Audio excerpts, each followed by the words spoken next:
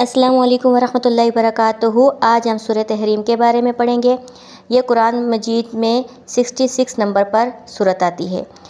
یہ مدنی صورت ہے اور اس میں 12 آیات ہیں۔ اس صورت میں نبی کریم صلی اللہ علیہ وآلہ وسلم کی ازواج مطہرات سے متعلق بعض واقعات، گھریلو زندگی کے آداب، توبہ، ایمان اور اہل خانہ کی تربیت کے اہم احکامات کے بارے میں بیان کیے گئے ہیں۔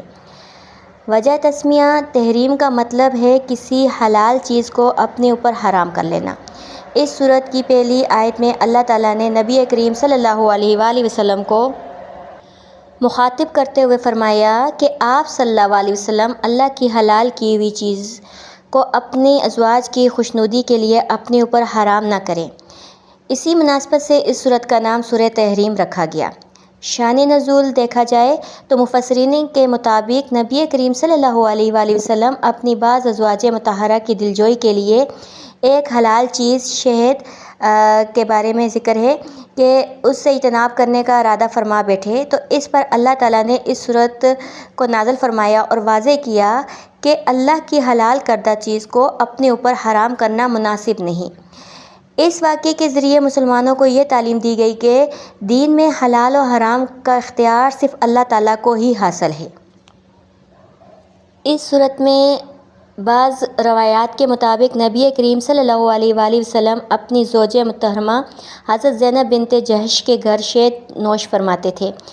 بعض ازواج مطہرہ نے آپس میں مشورہ کیا کہ جب آپ صلی اللہ علیہ وسلم آئیں تو عرض کریں گے کہ آپ کے منہ سے ایک خاص قسم کی بو آ رہی ہے۔ نبی کریم صلی اللہ علیہ وسلم نے انہیں خوش کرنے کے لیے شہد پینا چھوڑ دیا۔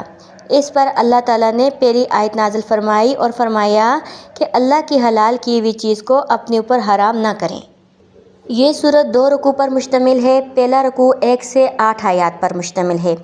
پہلے رکوع میں اہم مضامین بیان ہوئے ہیں۔ نمبر 1، حلال چیز کو حرام نہ کرنا، راز کی حفاظت کرنا، توبہ کی تلقین، منافقت اور نافرمانی سے بچنے کا حکم، اپنے اہل و عیال کی تربیت، سچی توبہ کی فضیلت کے بارے میں ذکر ہے۔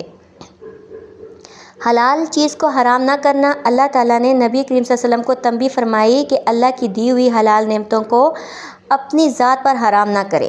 نمبر 2، راز کی حفاظت، ازواجہ سے متعلق ایک واقعہ بیان کیا گیا کہ جس میں ایک راز دوسرے تک پہنچ گیا۔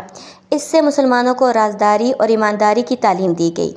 نمبر 3، توبہ کی تلقین، یعنی اللہ تعالیٰ نے بعض ازواج مطہرات کو اخلاص کے ساتھ توبہ کرنے کی ہدایت فرمائی۔ منافقت اور نافرمانی سے بچنے کا جو حکم مسلمانوں کو بتایا گیا کہ اللہ اور اس کے رسول کی اطاعت ہی میں کامیابی کا راستہ ہے۔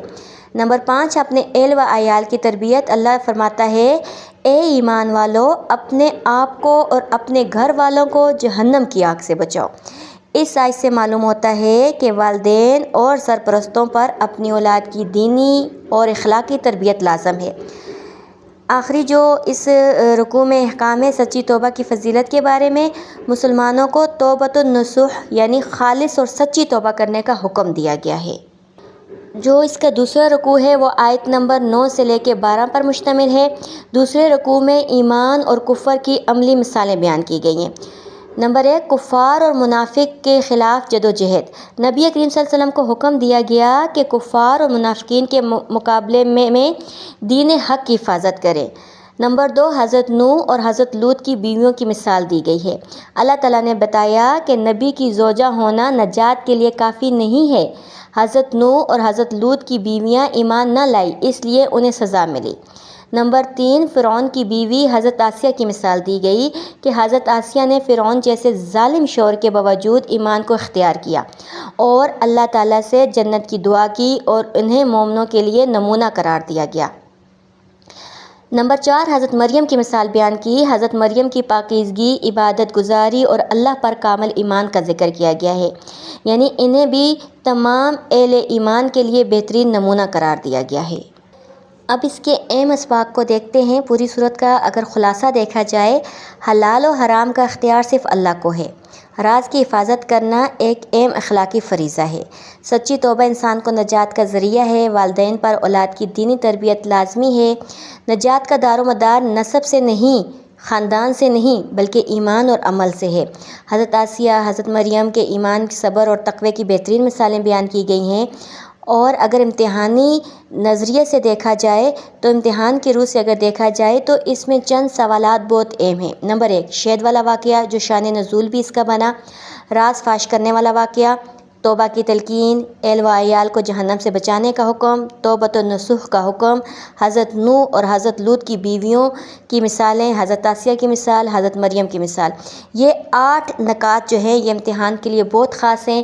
ان 8 نکات کو سن کر اپنی کاپی میں تحریر کریں اور یہ امتحانی نظریے سے بہت زیادہ اہم ہیں اور ان کے جوابات اپنی کاپی میں تحریر کریں۔